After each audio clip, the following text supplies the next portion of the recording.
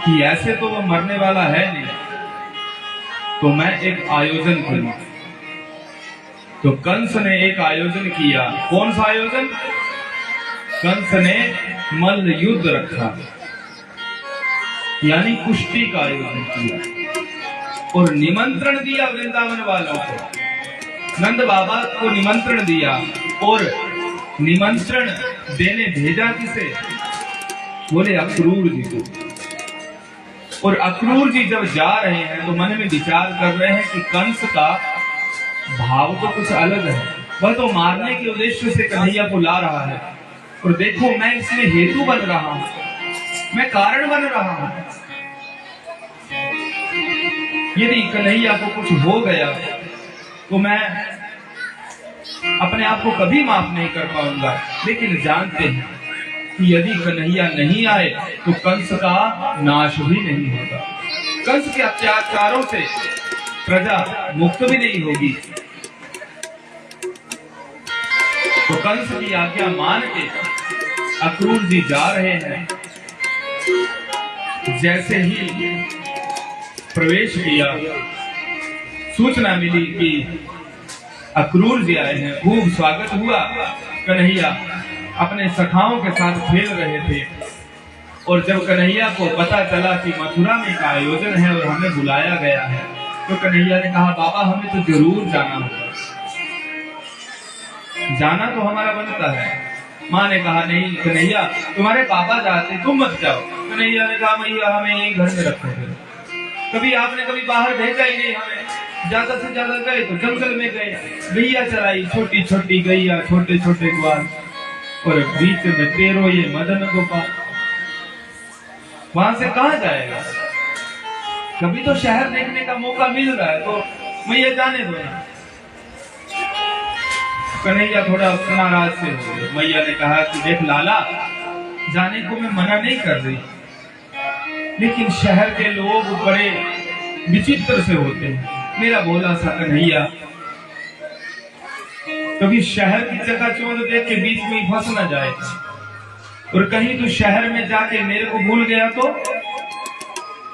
मेरा कन्हैया मेरे पास नहीं आया तो। कन्हैया ने कहा मैया मैं आ जाऊंगा, और आज के हालात भी वही हैं। आज भी सभी यशोदाओं के कन्हैया शहर की ओर जा रहे हैं और शहर की चकाचौंध में ही फंस रहे हैं, और गांव की यशोदा देखती है कि मेरा कन्हैया आएगा, लेकिन वह शहर में ही रह जाता।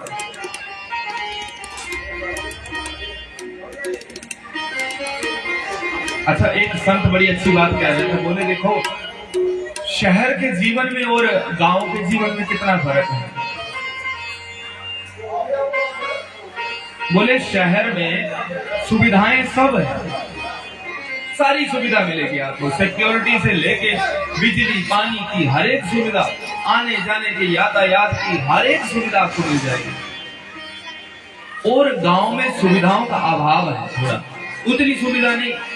कोई चीज लेनी हो तो 5-10 किलोमीटर दूर जाके लानी पड़ती, और भी कोई मेडिकल फैसिलिटी या फिर एजुकेशन की फैसिलिटी, अनेकों प्रकार की सुविधाओं की कमी है। और यहाँ तक कि कभी कभार माताओं का मन करे कि कभी गोलगप्पे खाएं, तो सोचती है कि कहाँ जाए, तो भला उस रेडी वाले का जो आ जाता है आवाजें लगाते हैं गोलगप्पे, बोलो जय श्री राम। तो वहां पे तो सब सुविधा है, ऑर्डर करो पहुंचे। आजकल तो गांव में भी हो रहा है होम डिलीवरी। लेकिन बोले शहर का जीवन सुविधाओं से संपन्न है, गांव का जीवन अभाव में है, सुविधाओं से वंचित है। लेकिन शहर के लोगों की बजाय गांव के लोग ज्यादा संतोषी हैं, ज्यादा संतुष्ट हैं। उन्हें जितना मिला है, गांव के लोग शहर के लोगों की अपेक्षा संतुष्ट हैं, उसमें संतोष करते हैं। एक बात बोले गांव के लोग सीधे साधे हैं, शहर के लोग चतुर चालाक हैं। और हमारे हिमाचल वाले तो बहुत सीधे, क्योंकि हिमाचल वालों की मिसाल दी जाती है। ये उत्तरी भारत जो है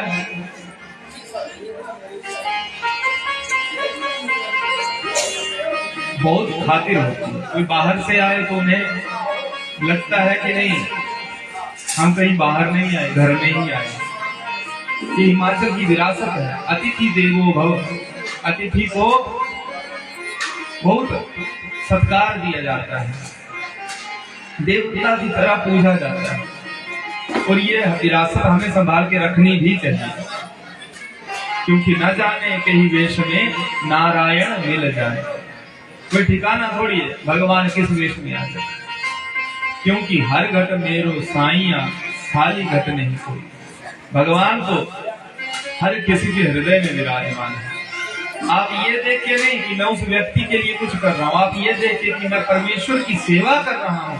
इस भाव से यदि कर्म करो तो कर्म के बंधन में व्यक्ति बंध नहीं सकता। बोली भक्त वत्सल भगवान की।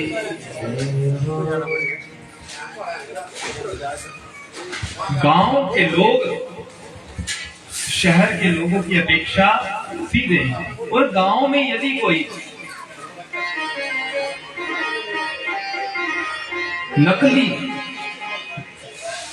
साधु भी आ जाए, कोई ढोंगी भी आ जाए, तो गांव के लोग उसे भी असली जान के उसका भी सत्कार करते हैं, उसका भी आदर होता है, कुछ ना कुछ देंगे। ऐसा नहीं कि अब तुम लोग का फर्क ही ना करो। नकली और असली का फर्क होना चाहिए, इतना ज्ञान होना चाहिए कि क्या नकली है और क्या असली है। आप लोग माताएं जब ज्वेलर्स के पास जाती हैं अपना श्रृंगार लेने के लिए या गहने लेने के लिए, तो खूब देखती हैं, परखती हैं कि असली तो है, अच्छा तो है, जच रहा है मेरे पे, नहीं जच रहा। भले ही 9 लाख का हो तो सहेली से 20 बार पूछेंगी कि कैसा है। एक बार एक बहन कहीं गई थी समारोह में, बार बार अपनी सहेली से बोली कि आज मैं कैसी लग रही हूँ। बोले ठीक है, वैसे ही है, अच्छी है, लेकिन उसे संतोष नहीं हुआ। फिर बोली ऐसे, देख मैं कैसी लग रही हूँ। बोली ठीक है, उस सहेली का ध्यान नहीं जा रहा था, तो बोली कि देख मुझे तो नहीं आना था यहाँ पे शादी में। श्रीमन्नारायण नारायण हरि हरि, श्रीमन्नारायण नारायण हरि हरि, बद्री नारायण नारायण हरि हरि, बद्री नारायण नारायण हरि हरि, श्रीमन्नारायण नारायण हरि हरि, श्रीमन्नारायण नारायण हरि हरि। बोली भक्त वत्सल भगवान की। बोली मैं तो नहीं आने वाली थी, लेकिन घर वाले माने नहीं, बोले जाओ जाओ जाओ। तो मैंने भी कहा कि जाऊं तो मैं जरूर जाऊं, लेकिन इतना महंगा हार डाल के मैं कहां जाऊंगी, अभी भी 9 लाख का तो लिया है। बोले अच्छा तूने हार डाला है, अरे दिखा दो। बोले मैंने तो देखा नहीं। बोले तभी तो मैं तेरे को पूछ रही थी कि मैं कैसी लग रही थी, और तू मेरे को देख ही नहीं रही। बोली कृष्ण कन्हैया लाल की। तो नकली का और असली का हमें ज्ञान तो होना चाहिए कि क्या सही है और क्या गलत। हम लोग कुछ लेते हैं तो परखते हैं कि अच्छा है कि नहीं, कैसा है। तो बोले कि इतना ज्ञान हमें होना चाहिए, ये असली है कि नकली। मैंने पूर्व में निवेदन किया कि एक असली साधु का अपमान करने के कारण राजा परीक्षित को शापित होना पड़ा। एक सच्चे साधु का अपमान किया। कथा आप सुन चुके हो, शमीक मुनि का अपमान हुआ। और उधर रामायण में एक नकली साधु वेशधारी का सम्मान किया। और उस पे विश्वास किया और प्रताप भानु का कुल का सत्यानाश हो गया।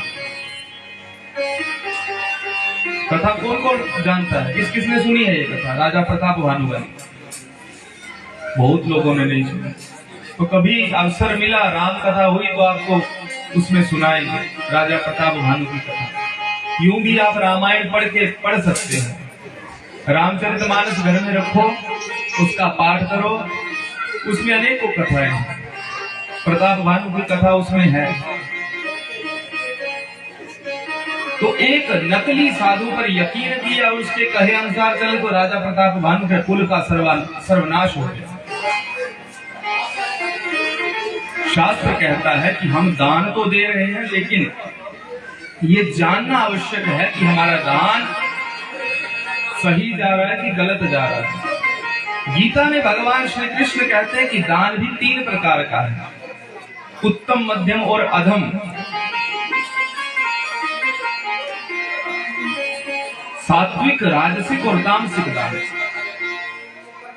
जो बदले में उपकार की भावना से दान दिया जाएगा कि मैं इसे दे रहा हूं तो ये भी मेरे को कुछ देगा, जब मेरे को इससे ये लाभ होने वाला है, वह जो दान दिया जाता है बोले वह राजसिक दान है, मध्यम श्रेणी का दान। और बोले जो अधिकारी को ना देख के, जो योग्य नहीं है उसे हम दे रहे हैं और वह तुम्हारे धन को लेके उसका दुरुपयोग कर रहा है, तो बोले वह दान अधम है। और बोले उत्तम दान वह है जो देने वाले के मन में ये भावना हो कि मुझे इससे कुछ प्राप्त होगा, और अधिकारी जान के कि यह दान के योग्य है, अधिकारी है, ऐसा जान करके दान दिया जाए, वह उत्तम श्रेणी का दान है, वह सात्विक दान है।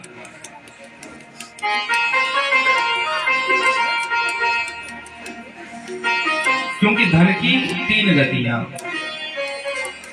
दान, भोग, नाश। महालक्ष्मी का नाम चंचला है, वह कभी टिक नहीं सकती। ब्राह्मण देवता जब घर में पूजन करवाते तो यही संकल्प करते हैं कि अप्राप्त लक्ष्म्याः प्राप्त्यार्थंच, प्राप्त लक्ष्म्याः चिरकाल संरक्षणार्थंच। जो लक्ष्मी प्राप्त है वह हमारे घर में चिरकाल तक वास करे।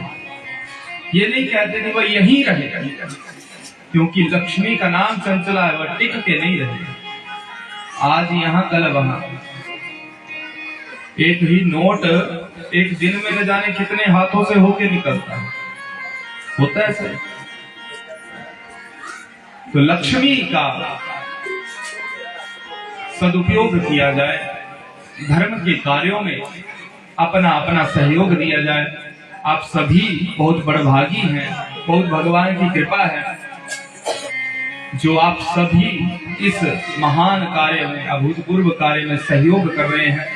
भगवान आपके धन में अभिवृद्धि करे और भगवान आप सब पर अपनी अनुग्रह भरी कृपा दृष्टि बनाए रखे, आपको स्वास्थ्य का वरदान दे, अपनी भक्ति प्रदान करे।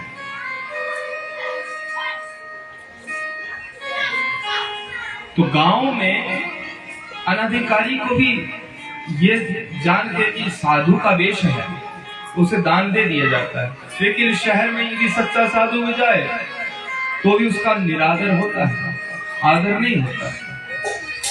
यह फर्क है।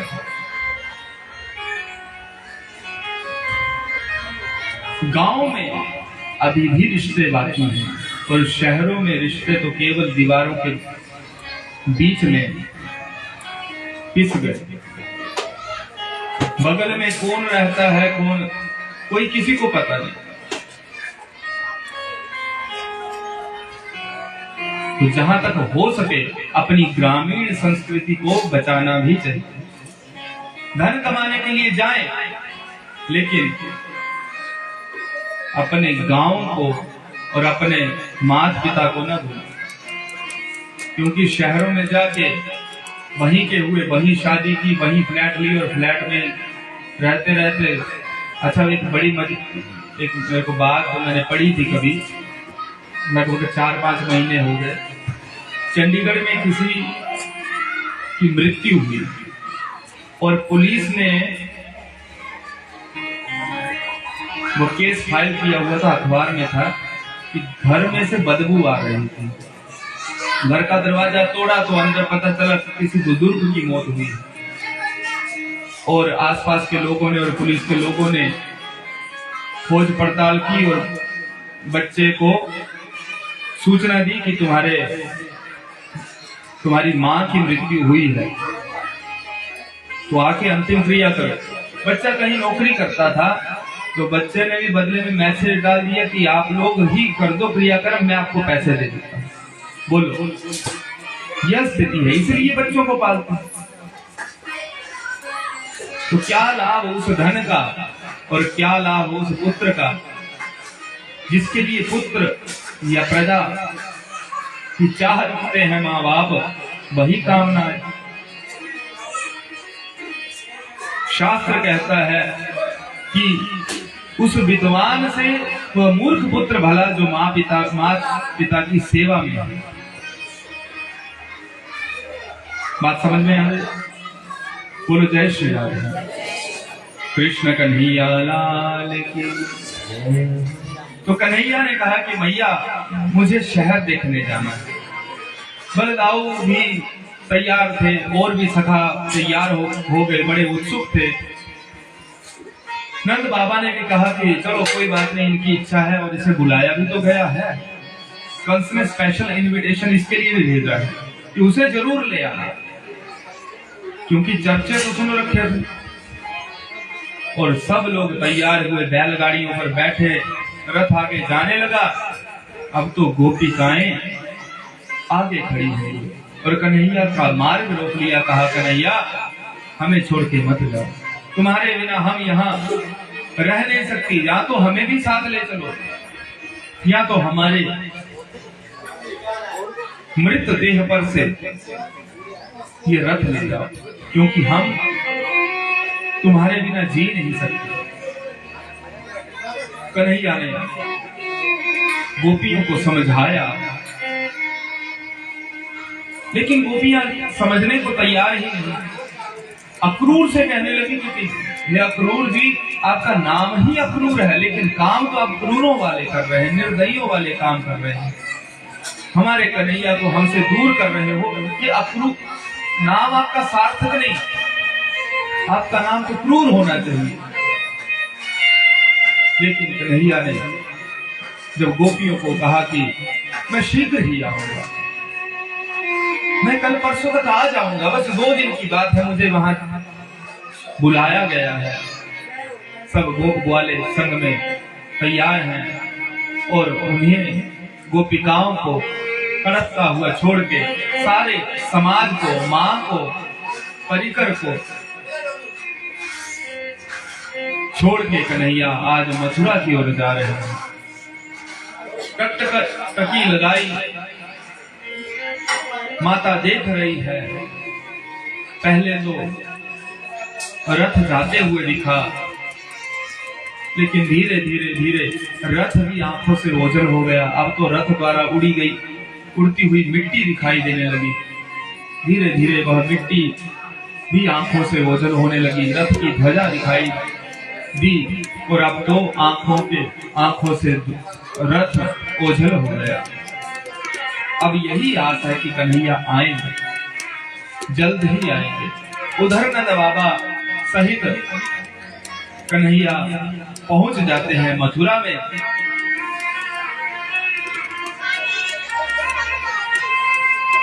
लेकिन नंद बाबा सबको बुला के कहते हैं कि देखो कन्हैया, यहाँ शहर है और यहाँ पर कंस का राज्य है। अपनी मनमर्जी कुछ मत करना, क्योंकि तुम लोगों की आदत है कि कहीं भी चले जाते हो तो मेरे को बिना बताए कहीं मत जाना। शहर में भटक जाओगे तो और कुछ खरीदना मत।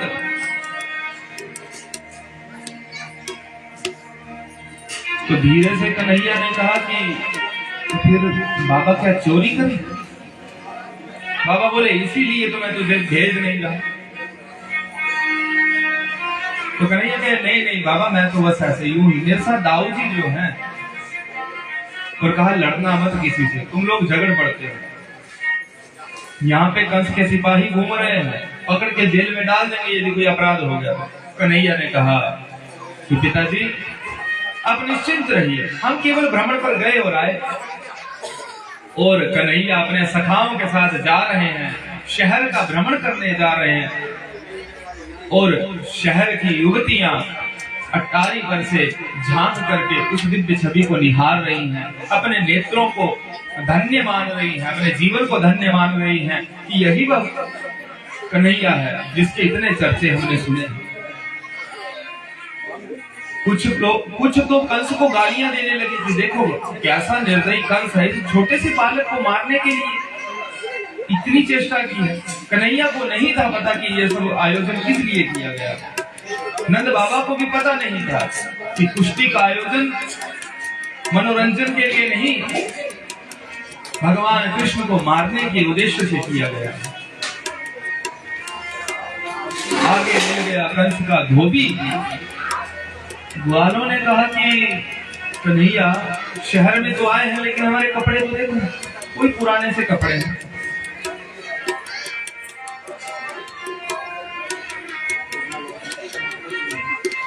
बोलो जय श्री राधे।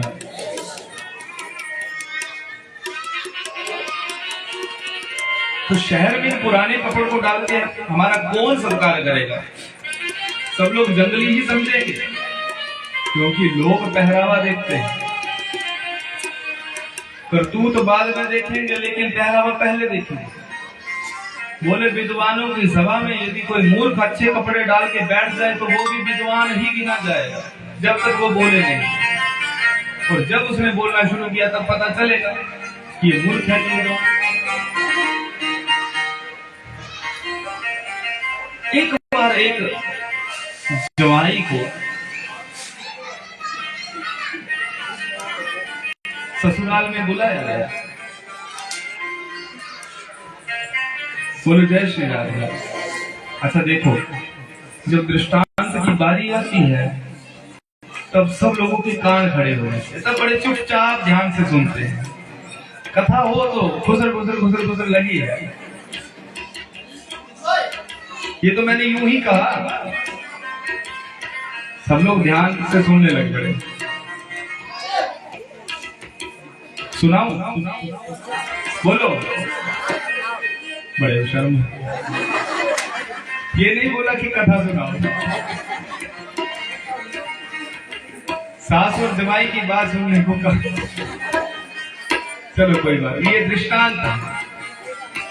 कथा में दृष्टांत इसलिए दिए जाते हैं क्योंकि आपको समझ आता है, आपको अच्छे से समझ आ जाए। जो जिस शैली को समझता है उसे उसी की भाषा में समझाए तो आसानी से वो समझ सकता है।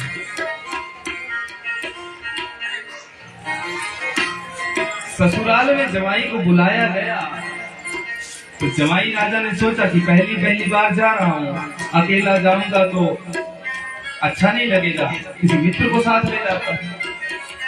शर्मा रहा था जमाई, तो याद आई कि मेरा एक मित्र है, उसे ले जाता हूं। गया मित्र के पास। मित्र को भी कोई काम धाम था नहीं। और जब जवाई ने कहा कि ऐसे से मेरे ससुराल में चलना है तो चलो। बोले मैं चल तो सकता हूं लेकिन एक समस्या है, कि मेरे पास ढंग के कोई कपड़े नहीं। तुम्हारी तो खूब खातिर होगी लेकिन मैं फटे कपड़े डाल के जाऊंगा। जवाई ने कहा कोई बात नहीं, हमारे पास उपाय है ना, मेरे पास खूब कपड़े पड़े हैं, नया स्टॉक आया है, उनमें से कहा तू भी डाल दिया। बोले ये बात है। तो मित्र ने दूसरे मित्र के कपड़े डाल लिए और दोनों चल पड़े मित्र की ससुराल में। पहुंचे, खूब खातिर हुई। तो सास ने पूछा क्यों जमाई राजा, आने में कोई दिक्कत तो नहीं हुई? तो जमाई ने कहा नहीं माता जी कोई दिक्कत नहीं हुई, पहले मैं अकेले ही आने वाला था, लेकिन मैंने सोचा कि अच्छा नहीं लगेगा, तो ये हमारे मित्र हैं, मैंने अपने साथ लाया। इन्होंने मना किया कि मेरे पास कपड़े नहीं, फिर मैंने अपने कपड़े दिए इनको, ये मेरे कपड़े डाल के आए हैं, तो हम आए। मित्र चिढ़ गया, मित्र ने बोला अच्छा इसलिए बुलाया मेरे को। सास तो चली गई, बोले मैंने झूठ थोड़ी कहा, सच ही कहा। बोला तुम कुछ और भी तो बोल सकते थे, तुम ये भी तो बोल सकते थे, कपड़ों का नाम क्यों लेना था? बोले अच्छा कोई बात नहीं, अब नहीं बोले। फिर ससुर आए, ससुर ने भी हाल चाल पूछा, जमाई राजा कैसे हो, ठीक हो? और ये कौन है? बोले ये हमारे मित्र हैं, और मैं सोच रहा था अकेले क्यों जाऊं, तो इन्हें साथ में लिया, और जल्दी जल्दी में इन्होंने अपने ही कपड़े पहने और आ गए। मित्र फिर चिढ़ गया, अरे फिर तू कपड़ों पे पहुंच गया, कोई किसी के कपड़े थोड़ी पहनता, अपने ही कपड़े पहनता है, कपड़ों का नाम क्यों लेना था तुमने? बोले अच्छा अब नहीं लूंगा नाम, नहीं लूंगा। उतनी देर में और लोग भी आए, पूरा ससुराल वहां बैठा है, खूब खातिरदारी हो रही है। बोले जमाई राजा कैसे हो, ठीक हो? बोले हाँ जी सब ठीक है। बोले आने में कोई असुविधा तो नहीं हुई? बोले नहीं कोई असुविधा नहीं हुई। तो बोले ये साथ में कौन है? बोले ये हमारे मित्र हैं, और हम इन्हें अपने साथ ले आए, लेकिन इनके कपड़े के बारे में हमें कुछ पता नहीं है किसके कपड़े हैं। बोलो जय श्री राम। तो कभी कभार ऐसे भी हो जाता है। तो कन्हैया से भी कहा कि कन्हैया देखो हमारे कपड़े तो फटे पुराने से कपड़े, इन्हें डाल के हम कहाँ जाएंगे? लोग बोलेंगे कि आ गए जंगली। तो उतने में धोबी आया, कंस के सुंदर से राज परिवार के वस्त्र लेके आ रहा था। पर कन्हैया ने कहा कि मामा, क्योंकि मामा के घर के सारे ही मामा। धोबी ने देखा ये मामा कहने वाला मेरा भांजा कौन सा आ गया, देखा पूछा और समझ गया ये वही है। वस्त्र मांगे तो धोबी ने कहा औकात है तुम्हारी इन कपड़ों को पहनने की? आए बड़े राजघराने के वस्त्र पहनने वाले जंगली। एक दो शब्द बोलते ही थे, बलदाऊ ने कहा कि कन्हैया इसकी जुबान ज्यादा ही चल रही है। कन्हैया ने कहा चलो इससे भी थोड़ा स्वाद दे दे। एक तमाचा खींच के कन्हैया ने उसके गाल पे लगाया कि धोबी का सर धड़ से अलग हुआ और गिरा एक व्यापारी के तराजू में, जो तोल रहा था तकड़ी पे। एकदम से वजन बढ़ गया। चमत्कार ये सभी लोगों ने देखा, सब समझ गए कि ये वही बालक है, चमत्कारी बालक, और ये कंस का वध करेगा ये निश्चित। अब तो कन्हैया का सत्कार होने लगा। इसे सट रहे हैं जैसे बोले कृष्ण कन्हैया लाल, खूब सत्कार होने लगा। वो कपड़े लेके गए ना, दर्जी की दुकान देखी, दर्जी समझ गया ये किस लिए आ रहे हैं। दर्जी ने पहले बुलाया, आओ आओ आओ महाराज, मैं तो अभी की प्रतीक्षा कर रहा था। बोले ये कपड़े हमारे नाप के कर दो, क्योंकि पहने ग्वाल वालों ने वो तो बड़ों के कपड़े थे, कुर्ता पहना तो पांव तक हो गया पूरा। बोले पजामा डालने की आवश्यकता भी नहीं बची। बोले कुछ जच नहीं रहे। तो दर्जी ने यूं चलाई मशीन और सबके वस्त्र सिल के उनके नाप के कर दिए। सबने पहले हाँ क्या बात है, बड़े सुंदर से वस्त्र। कन्हैया अब तो खूब जच रहे हैं, लेकिन कन्हैया अब माला और एक चंदन का तिलक लग जाए तो आनंद आ जाए। उतने में मिल गई कंस की दासी कुब्जा।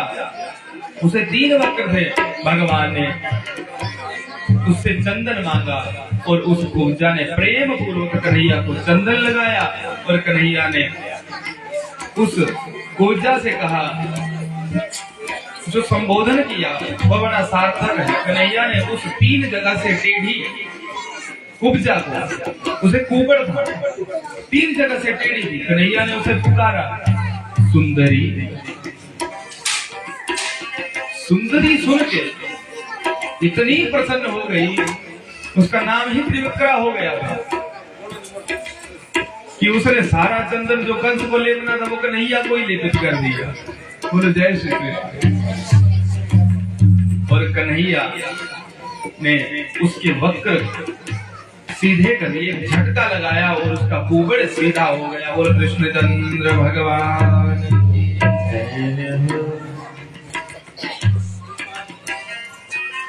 कंस ने एक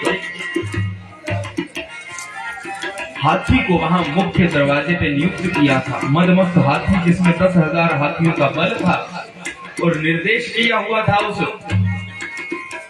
हाथी वाले को, महावत को, कि जब वह दोनों ग्वाले आए तो उन्होंने हाथी के पांव के तले कुचलवा देना।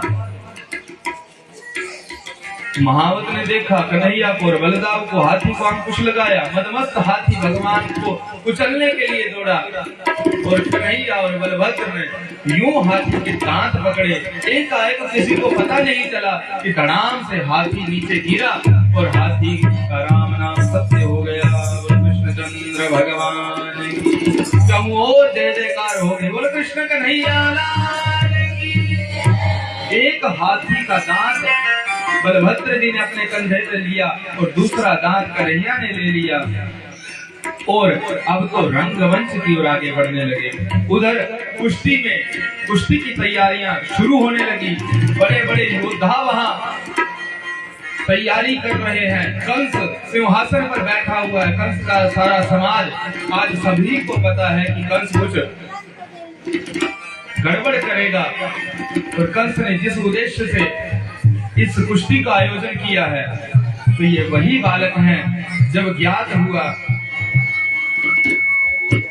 तो जैसे ही भगवान ने प्रवेश किया, सबको भगवान का स्वरूप कैसे दिखा, सुखदेव जी कहते हैं, मल्लानाम निर्नृणाम नरवरः स्त्रीणाम स्मरो मूर्तिमान। जो वहां योद्धा है, पहलवान है, उन्हें भगवान के दर्शन नरों में श्रेष्ठ नरवर के रूप में हुए। मानो जो नरों में श्रेष्ठ हो, पुरुषों में श्रेष्ठ राजा की भांति उन्हें भगवान के दर्शन हुए। स्त्रीणाम स्मरो मूर्ति नाम।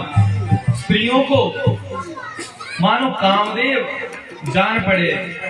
गोपाना स्वजनो शुष्कां क्षितिभुजां शास्ता स्वपित्रो शिशुः मृत्युर्भोजपदे विराड विदुषां तत्त्वं परं योगिनां। योगियों को वह परम तत्व ज्ञान हुआ कि साक्षात परब्रह्म यही है। सज्जनों को अपना बांधव ज्ञात हुआ, गोपियों को अपना बालक लगा, और जो वहां विष्णु वंशी थे उन्हें अपना सुहृद जान पड़ा। लेकिन कंस ने जब देखा तो कंस को मानो यमराज दिखाई पड़े। मृत्यु, साक्षात मृत्यु आती जान पड़ी कि ये तो मेरी मृत्यु यही आ रही है। गोस्वामी तुलसीदास जी यही कहते हैं, जाकी रही भावना जैसी, जाकी रही भावना जैसी, जाकी रही भावना जैसी, जाकी रही भावना जैसी। प्रभु मूर्ति देखी दिन कैसी, प्रभु मूर्ति दिन कैसी, प्रभु मूर्ति देखी दिन कैसी, प्रभु मूर्ति देखी दिन कैसी, जागी रही भावना जैसी, जागी रही भावना जैसी, जागी रही भावना जैसी, राखी रही भावना जैसी। जिसकी जैसी भावना थी वैसे ही भगवान ने उनको दर्शन दिए और कंस ने उद्घोष कर दिया कि मल्ल युद्ध प्रारंभ किया जाए। मुष्टिक, चाणूर, छल, तोषल आदि बड़े बड़े मल्ल योद्धा, बड़े बड़े पहलवान वहां।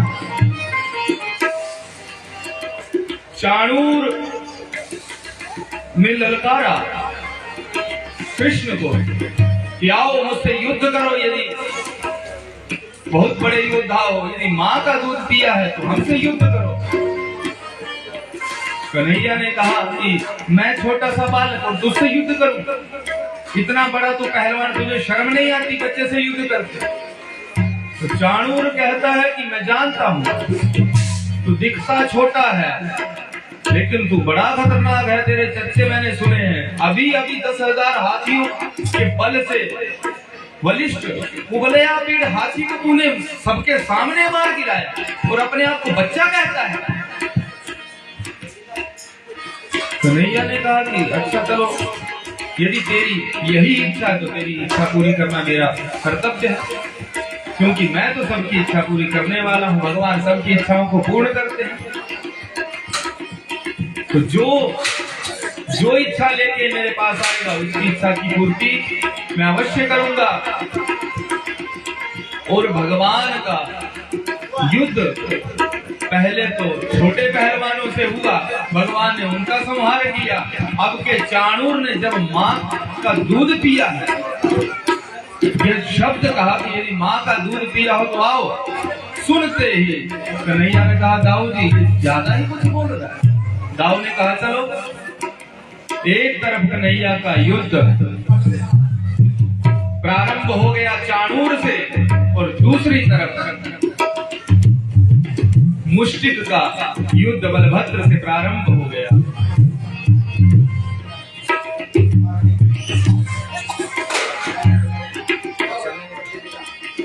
ये जो युद्ध प्रारंभ हुआ, चहुओर नगाड़े बजने लगे, ढोल शहनाइयां बजने लगी। कुल कृष्ण कन्हैया लाल की। ढोल नगाड़े बजने लगे। कृष्ण कन्हैया ने चाणूर को और बलभद्र ने मुष्टिक को एक ही मुष्टिका प्रहार से मुष्टिक का राम नाम सत्य कर दिया। और बलभद्र भगवान की। जो चाणूर बल से संपन्न था, किसी से हारता नहीं था, कन्हैया ने उस चाणूर का भी कुछ ही क्षणों में अंत कर दिया। बोल कृष्णचंद्र भगवान की। छलाए छलाए भगवान ने उनका भी संहार किया। कंस पुकारता है कि पकड़ो भागो। बाकी पहलवान भागे, लेकिन बोले कि अखाड़े की ओर नहीं, बोले घर की ओर भागे। कंस बोले कहां जा रहे हो? बोला हमें जीना है, बड़े बड़े पहलवान मर गए, हमें अपने प्राण प्यारे हैं। वो लोग तो भागे।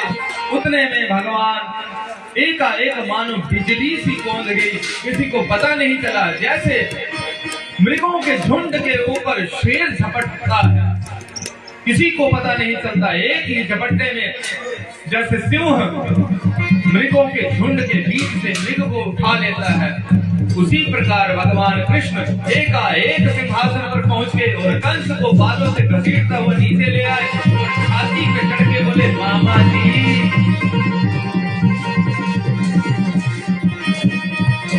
अब कंस डर गया, भयभीत हुआ और भगवान श्री कृष्ण ने मुष्टिका प्रहार से कंस की छाती पर प्रहार किया। कंस का राम नाम सत्य हो गया। बोले कृष्णचंद्र भगवान की। कंस के भाई आए, उनका संहार बलभद्र ने किया और चहुओर भगवान कृष्ण की जय घोष की ध्वनि गूंजने लगी। बोले कृष्णचंद्र भगवान की। वृंदावन बिहारी लाल की। प्रजा प्रसन्न हुई। कथा में ये भी कहा कि उसमें भगवान कृष्ण को चाहने वाले भी थे और कंस को चाहने वाले भी थे। ऐसा नहीं था कि एक ही पक्ष था। कंस के चाहने वालों की भी कमी नहीं थी और कृष्ण को चाहने वालों की भी कमी नहीं थी। तात्पर्य यह है कि समाज में सदैव आपके पक्ष में ही लोग हों ऐसा नहीं, और सब धर्म के साथ ही खड़े हो ऐसा नहीं। अधर्म वाले भी होंगे और धर्म वाले भी होंगे, लेकिन भगवान कहा जहां धर्म होगा, यत्र योगेश्वरः कृष्णो यत्र पार्थो धनुर्धरः, जहां योगेश्वर कृष्ण होंगे और जहां धर्म होगा वहीं क्या होगा, तत्र श्री विजयोर्भूतिर ध्रुवानीतिर्मतिर्मम, वहीं श्री होगी वहीं विजय होगा। तो हमें सदैव धर्म के पक्ष में खड़ा होना चाहिए। कहाँ? धर्म के पक्ष में।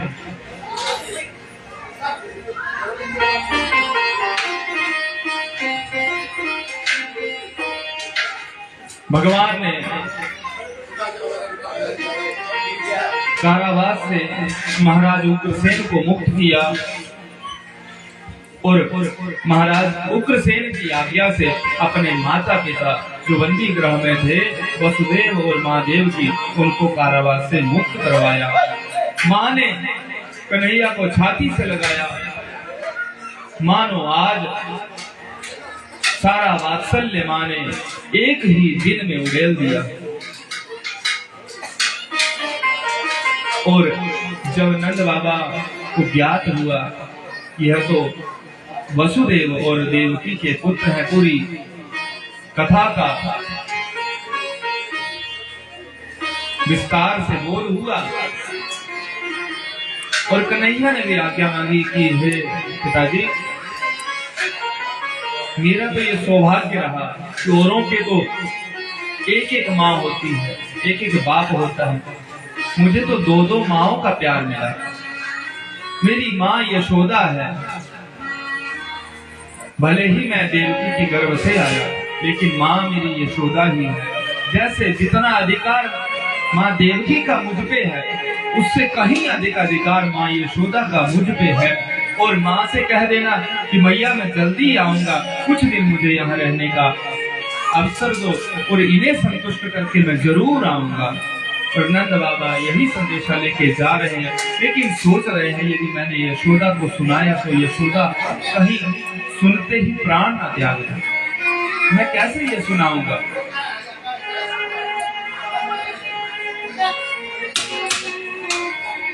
अनेकों विचार करते करते जा रहे हैं और सुखदेव जी कहते हैं कि जब यशोदा मैया को ज्ञात हुआ, गोपियों को ज्ञात हुआ, उनके आंखों से तब से अश्रुधारा रुकी नहीं, मानो आंसुओं का ही समुद्र बहने लगा, आंसुओं की ही नदी वृंदावन से बहने लगी। ये हालत उनकी हो गई। उधर कन्हैया वहां रहे मथुरा में, तो अब कन्हैया को वसुदेव जी ने पढ़ने के लिए गुरु सांदीपनी जी के आश्रम में भेजा। जिस प्रकार राम जी गुरु वशिष्ठ के यहाँ पढ़ने गए थे, उसी प्रकार कन्हैया भी गुरु सांदीपनी के आश्रम में उज्जैन में पढ़ने के लिए गए और थोड़े ही समय में 64 कलाओं को प्राप्त कर लिया। कैसे? गुरु गृह गया हूँ पढ़न रघुराई, गुरु गृह गया हूँ पढ़न रघुराई, गुरु गृह गया हूँ पढ़न रघुराई, गुरु गृह पढ़न गया हूँ रघुराई, गुरु गृह पढ़न गया हूँ रघुराई, गुरु गृह पढ़न गया हूँ रघुराई। विद्या पाई, अल्पकाल सब विद्या पाई, अल्पकाल सब विद्या पाई, अल्पकाल सब विद्या पाई। गुरु गृह काया पढ़न रघुराई, गुरु गृह पढ़न गयो अनुरागी, गुरु गृह पढ़न गया हूँ यदुराई, गुरु गृह पढ़न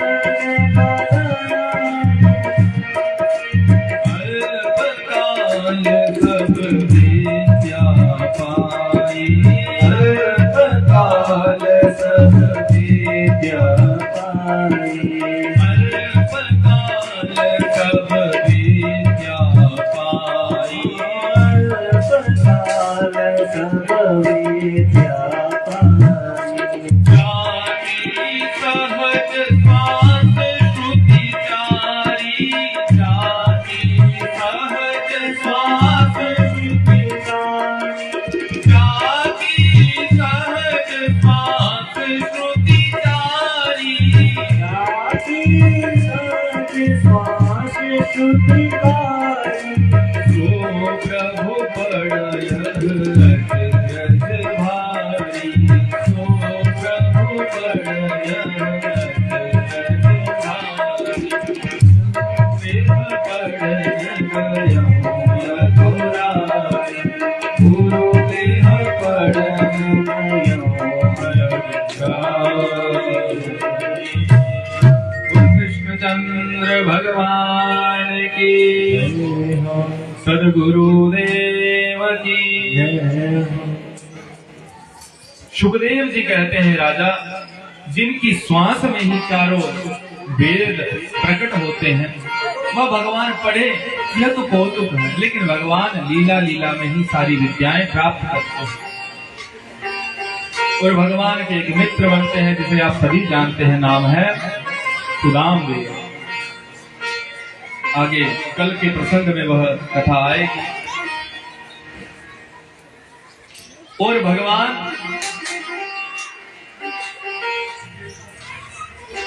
जब पढ़ के वापिस आने वाले थे तो गुरु से गुरु दक्षिणा मांगने के लिए कहा। संक्षेप में ही कहूं कि गुरु माता को उनका खोया हुआ पुत्र गुरु भगवान कृष्ण ने लौटाया, गुरु दक्षिणा के रूप में उन्हें दिया और वापिस मथुरा आए। लेकिन मथुरा आके कन्हैया उदास रहने लगे। गुरुकुल में तो जैसे तैसे रहे, लेकिन मथुरा आके अब उदास रहने लगे। देखिए, एक समय ऐसा था जब हमारे देश में अनेकों गुरुकुल थे, हर गांव में एक गुरुकुल था। आज हमारे देश के बच्चे विदेशों में पढ़ाई करने के लिए जाते हैं। कोई किस यूनिवर्सिटी में, कोई अमेरिका में, कोई कैलिफोर्निया में, कोई अलग अलग जगह में जाते हैं। भारत में गुरुकुल परंपरा मानो लुप्त सी ही हो गई है, लेकिन अब धीरे धीरे बदलाव हो रहा है, पुनः जागृत हो रही है गुरुकुल परंपरा। गुरुकुल परंपरा में शिष्य गुरु के पास रह के गुरु की सेवा से शिक्षा प्राप्त करता है। आज की पढ़ाई हमें आत्मनिर्भर तो बना सकती है, पैसा कैसे कमाना है ये तो सिखा सकती है, लेकिन आज की पढ़ाई जीवन के आदर्शों को नहीं सिखाती, जीवन के मूल्यों को नहीं सिखाती।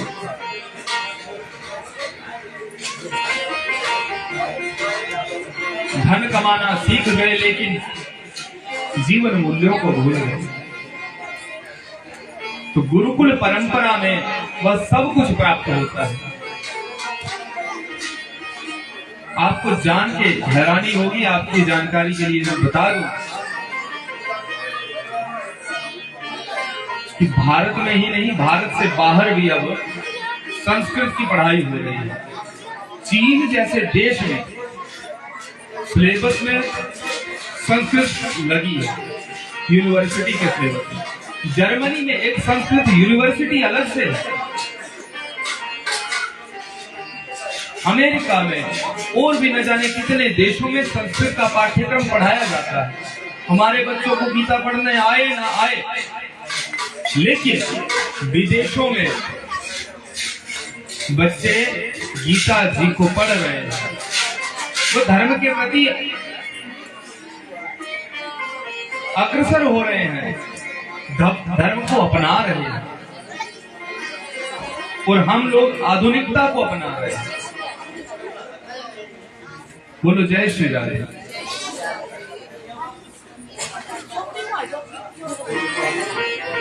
आइए कुछ क्षण हरि नाम संकीर्तन, उसके बाद कथा में प्रवेश करेंगे। जय राधे जय राधे, जय श्री कृष्णा बोलो जय राधे जय राधे जय राधे, जय श्री कृष्ण बोलो जय राधे। जय राधे जय राधे, जय श्री कृष्णा बोलो जय राधे जय राधे, जय राधे, जय श्री कृष्ण बोलो जय राधे। श्री कृष्णा बोलो जय राधे,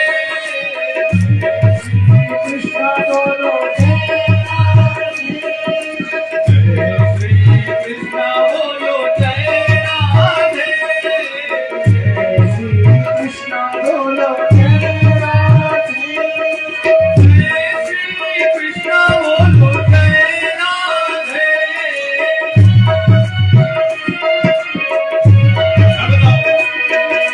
जय राधे जय राधे, जय श्री कृष्णा बोलो जय राधे। आप जय राधे, जय राधे, जय श्री कृष्ण बोलो जय राधे। जय राधे जय राधे, जय श्री कृष्णा बोलो जय राधे। जय राधे, जय राधे, जय श्री कृष्ण बोलो जय राधे। जय राधे जय राधे, जय राधे, जय राधे, जय राधे, जय राधे, जय राधे।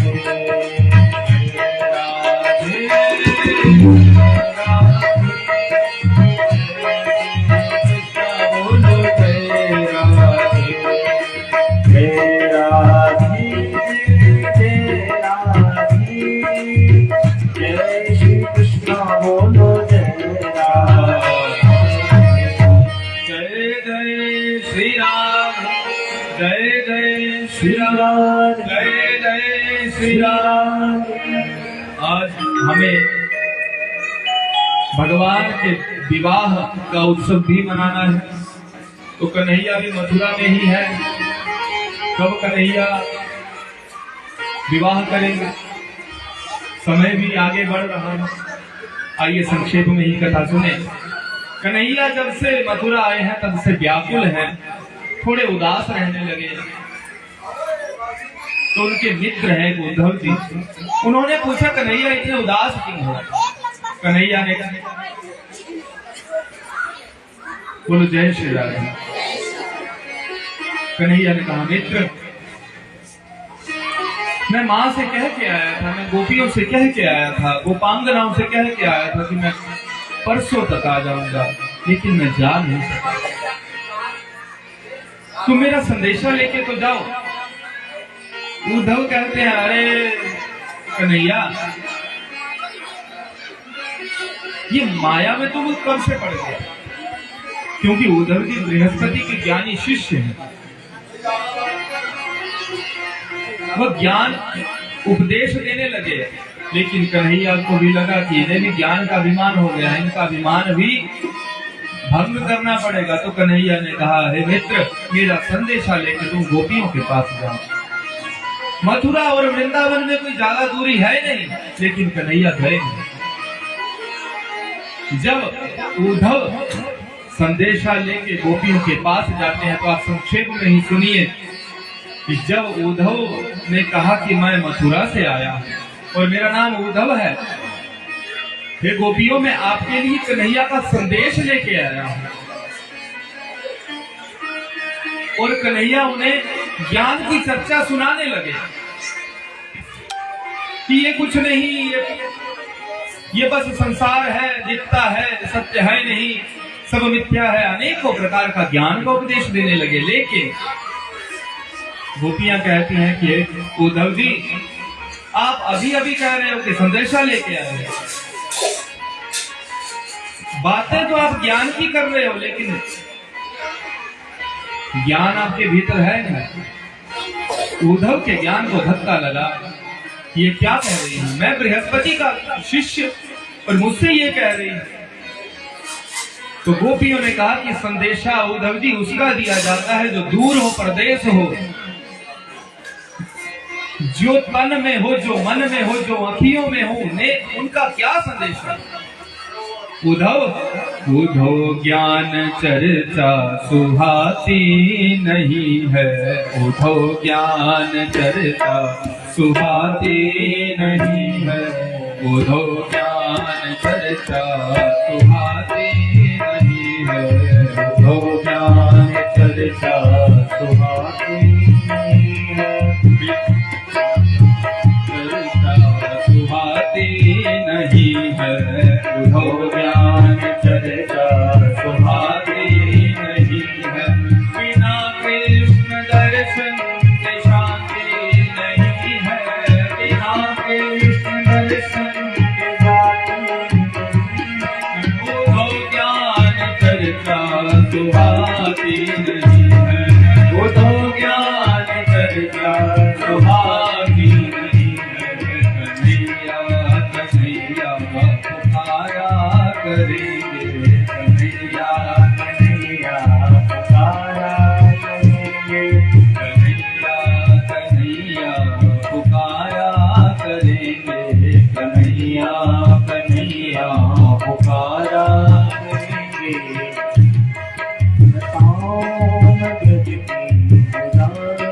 गोपियां कहती है कि उद्धव, संदेशा तो उसे दिया जाता है जो परदेश हो, प्रीतम को चिट्ठियां लिखूं जो वो गए परदेश। यदि वो परदेश हो तब मैं चिट्ठियां लिखूं ना, तब मैं संदेशा लिखूं। प्रीतम को चिट्ठियां लिखूं यदि वो गए परदेश, जो तन में, मन में और नयनन में, बापू क्या संदेश, जो मेरे दिल में है, जो मेरे मन में है, जो मेरे अखियों में है, उसका संदेश। और उद्धव जो ज्ञानी बन के गए थे, आज उनका ज्ञान धरा का धरा रह गया, और उद्धव वापिस जब लौटे तो प्रेमी बन के लौटे। माँ की दशा देखी, माँ को सांत्वना दी, अनेकों प्रकार से उद्धव आज जो ज्ञान से थे परिपूर्ण, लेकिन अब प्रेम की भक्ति से भी परिपूर्ण हुए। बोलिए कृष्णचंद्र भगवान की जय हो। जब से कंस का वध किया है तब से जरासंध ने भी आक्रमण करना शुरू कर दिए, क्योंकि कंस की जो बेटियां हैं, वह जरासंध की बेटियां कंस से ब्याही हुई, अस्थि और प्राप्ति। तो जरासंध को जब पता चला तो जरासंध ने 17 बार हमला किया और हर बार कन्हैया ने उन्हें परास्त किया। यादवों की सेना से परास्त जरासंध हर बार युद्ध मैदान से भागता है, भगवान उसे जीवित छोड़ देते हैं। और अब दाऊ जी को भी लगा कि कन्हैया बहुत समय हो गया कोई उत्सव नहीं मनाया गया। तो कन्हैया ने कहा कि दाऊ जी उत्सव तब मने ना जब आपकी शादी हो। बड़े भैया की ही शादी नहीं हो रही, मैं तो कर लूं, लेकिन आप कब करोगे? कन्हैया ने कहा दाऊ जी आपका विवाह देखने की बड़ी इच्छा है, बड़ा चाव है हमारा। तो दाऊ जी का विवाह रेवत राजा की पुत्री रेवती से हुआ। बोलिए बलभद्र भगवान की, रेवती मैया की जय हो। और भगवान कृष्ण का विवाह आप सभी जानते हैं कि सबसे पहले रुक्मिणी से हुआ। आइए अपने मन को भगवान के विवाह की ओर ले चले। भीष्मक राजा की पुत्री है रुक्मिणी, जिसके 5 भाई हैं। विदर्भ देश का राजा है भीष्मक। रुक्मिणी के भाई ने बहन का विवाह तय कर दिया अपने मित्र शिशुपाल के साथ, और अपने पिता से कहते हैं कि मैंने बहन का विवाह तय किया है।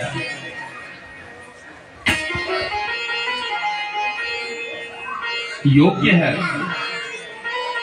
राजा का पुत्र है। देखो जब विवाह की बात चलती है तो 2-4 चीजें देखते हैं। बोले क्या क्या देखना चाहिए? बोले सबसे पहले देखो कि वर या वधू किस कुल परंपरा से, किस खानदान से, खानदान भी देखना पड़ता है। और बोले देखने में कैसा है, लड़का कैसा है या लड़की कैसी है, देखने में अच्छी है कि नहीं, क्या लड़का अच्छा है या नहीं। बोले 2 बातें हो गई। तीसरी बोले कि कमाते क्या है, लड़का कमाता क्या है। घर परिवार अच्छा है, सब कुछ अच्छा है, लेकिन कमाता क्या है। आज की सबसे बड़ी समस्या ही है। आज के समय में चाहे हिमाचल जाओ, पंजाब जाओ, जम्मू कश्मीर जाओ, कहीं भी जाओ, ब्राह्मण देवता जाते हैं तो बोलते पंडित जी हमारे लड़के के लिए लड़की दे दो। सबसे बड़ी समस्या हो गई, विवाह नहीं हो रहे।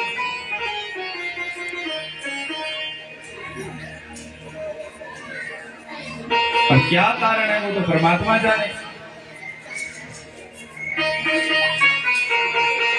लेकिन यदि परंपरागत तरीके से चला जाए तो ऐसी समस्याओं से निजात पाई जा सकती है। एक समय था जब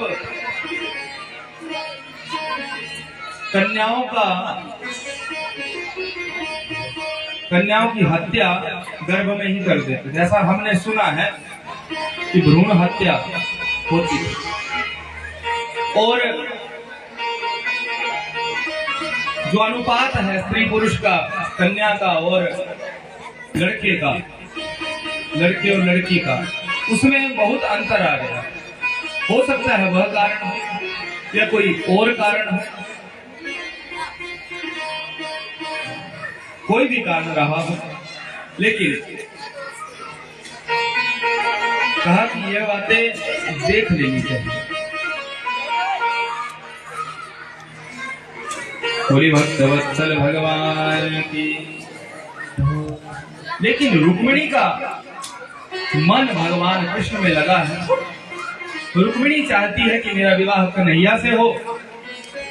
सुदेव नाम के ब्राह्मण को खत लिखकर भेजा, संदेशा भिजवाया कि कन्हैया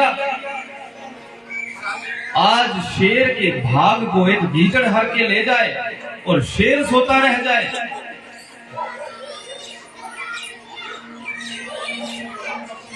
यह बात उचित नहीं। सुदेव ने, ब्राह्मण ने अनेकों प्रकार से कन्हैया को एक चिट्ठी लिखी थी। रुक्मिणी मैया ने चिट्ठी लिखी और भगवान के दरबार में ब्राह्मणों के लिए और साधुओं के लिए कोई समय नहीं था, उनके लिए कोई रुकावट नहीं थी, जब भी आए जा सकते थे। रात्रि में प्रवेश किया सुदेव ने, और सुदेव ने कहा कि एक चिट्ठी भेजी है विदर्भ राजकुमारी रुक्मिणी ने, और यह पत्र कोई साधारण पत्र नहीं, यह प्रेम पत्र है। भगवान का पहला विवाह प्रेम विवाह, गांधर्व रीति से विवाह हुआ, और बोले कि आप इसे पढ़ लो। कन्हैया ने कहा कि नहीं, आप ही पढ़ लो। तो सुदेव ने सारी बात बताई।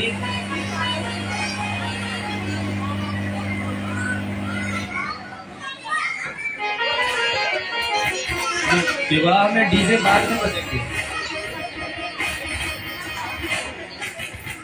डीजे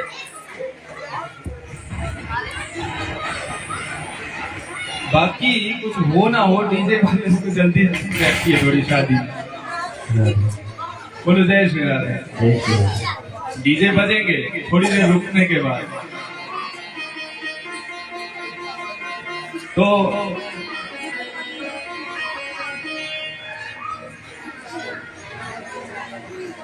जब निमंत्रण पढ़ा कि शेर के भाग को यदि कोई गीदड़ ले जाए तो ये तो उचित बात नहीं, और यदि आपके बाहु में बल है, सामर्थ्य है, तो आओ और मेरा पानी ग्रहण करो। और आप सभी जानते हैं कि रुक्मिणी मैया गौरी पूजन के लिए जा रही है, और उधर कन्हैया रथ लेके सुदेव ब्राह्मण के साथ आ रहे हैं, और माँ रुक्मिणी माँ भगवती से प्रार्थना करती हैं कि हे भगवती, हे पार्वती अम्बा, यदि मेरी प्रीति आपके चरणों में पक्की है और आप मुझ पर अनुग्रह रखती हैं, मुझ पर रिझी हैं, तो कृपा करके वह कृष्ण कन्हैया वह मुझे पति रूप में प्राप्त हो। माँ स्तुति करती है। जय जय गिरिवर राज किशोरी, गिरिवर राज किशोरी,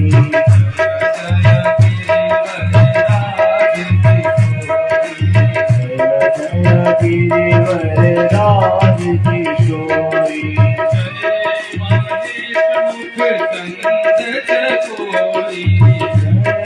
महेश मुख चंद्र चकोरी,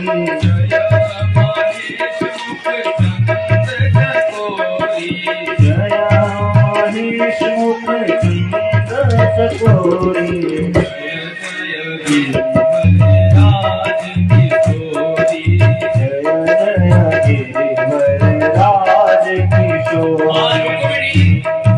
भगवती गौरी की पूजा हेतु मंदिर में जा रही है। कृष्ण कन्हैया लाल रथ लेके आ रहे हैं, और सखियां रुक्मिणी अम्बा के साथ धीरे धीरे मंदिर की ओर जा रही हैं। और माँ क्या कहती है? आओ मेरी सखियों मुझे दुल्हन बना दो, आओ मेरी सखियों मुझे मेहंदी लगा दो, आओ मेरी सखियों मुझे मेहंदी लगा दो, आओ मेरी सखियों मुझे मेहंदी लगा दो, मुझे श्याम सुंदर की दुल्हन बना दो, मुझे श्याम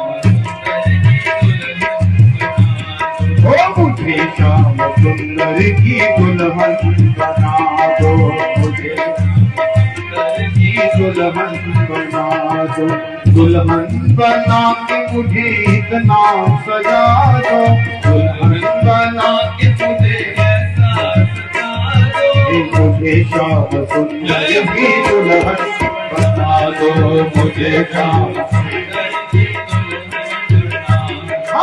मुझे श्याम सुंदर की दुल्हन बना दो, मुझे दुल्हन बना दो।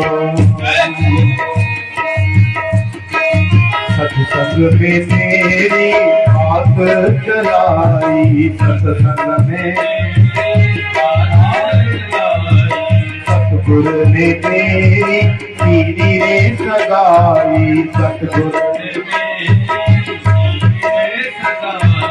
उनको बुला के हथ देवा को करा दो उनको बुला के हथ देवा को करा दो मुझे श्याम सुंदर की दुल्हन बना दो मुझे श्याम सुंदर की मुझे श्याम सुंदर की दुल्हन बना दो मुझे ऐसी पहनू चूड़ी जो बहू ना टूटे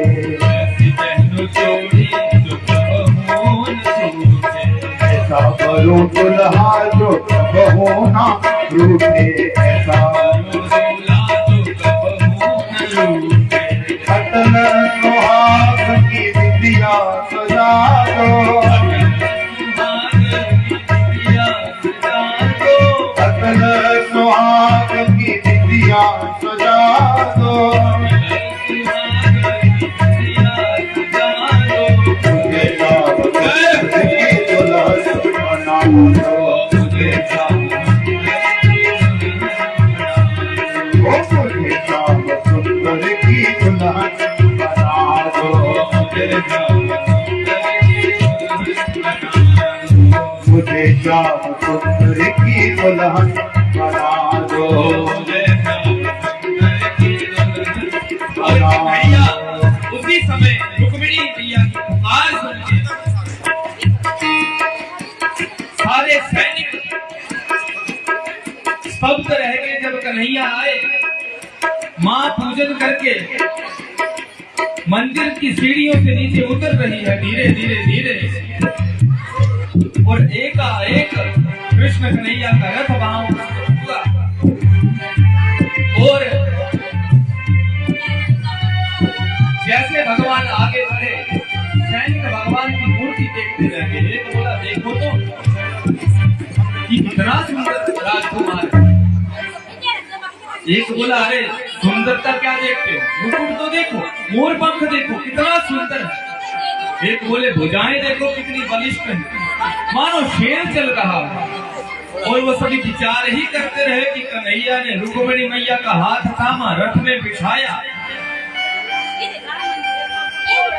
मेरा बंसी वाला शाम के दुल्हा बन के आया जी, मेरा बंसी वाला शाम के दुल्हा बन के आया जी, मेरा बंसी वाला शाम। सभी खड़े होकर के स्वागत करेंगे नाचते हुए। ओ मेरा बंसी वाला शाम के दुल्हा बन के आया जी, मेरा बंसी वाला ये दूल्हा बन के आया जी, तो दूल्हा बन के आया जी, सहरा बन के आया जी, दूल्हा बन के आया जी, सहरा बन के आया जी।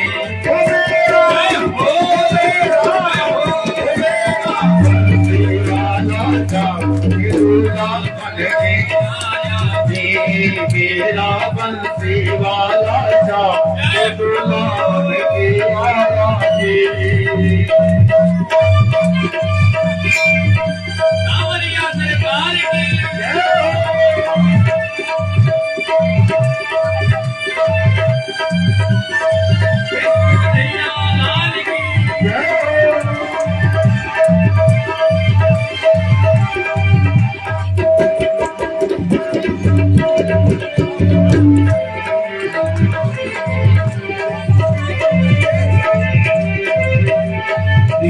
मुझे सब नाचे गाए